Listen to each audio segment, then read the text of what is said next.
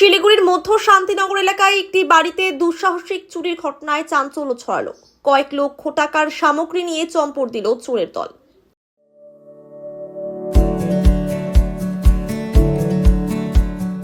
Pamper, not just a hospital, but a mother. মধ্য শান্তিনগর এলাকার বাসিন্দা সপ্তর্ষি বিশ্বাস প্রতিদিনের মতো সকালে বাড়িতে তালা মেরে কাজের উদ্দেশ্যে রওনা দেন। এরপর রাত 10টা নাগাদ কাজ থেকে বাড়ি ফিরে এসে দেখতে পান চুরির ঘটনা। নগদ টাকা, সোনার উপর অলংকার সহ বিভিন্ন সামগ্রী চুরি করে চম্পট দিয়েছে চোরের দল। ঘটনার পর খবর দেওয়া হয় আশিঘর ফাঁড়ির পুলিশকে। পুলিশ পৌঁছে গোটা ঘটনার তদন্ত শুরু করেছে। আমরা অফিস থেকে এই 9:25 নাগাদ ফিরছি।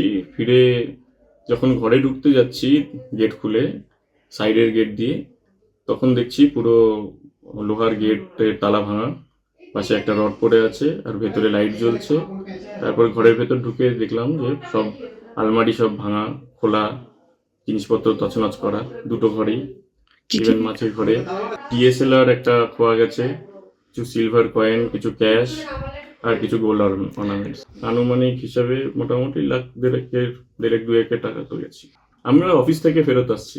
আমাদের অফিস আমার যেমন ভারতনগরে অফিস, ম্যাডামের প্রধাননগরে অফিস। আজকে ফিরেছি 9:25-এ, 8টা সাড়ে 8টা হয়, আজকে একটু দেরি হয়েছে। দেখছি এরকম পুলিশকে খবর দেওয়া হয়েছে।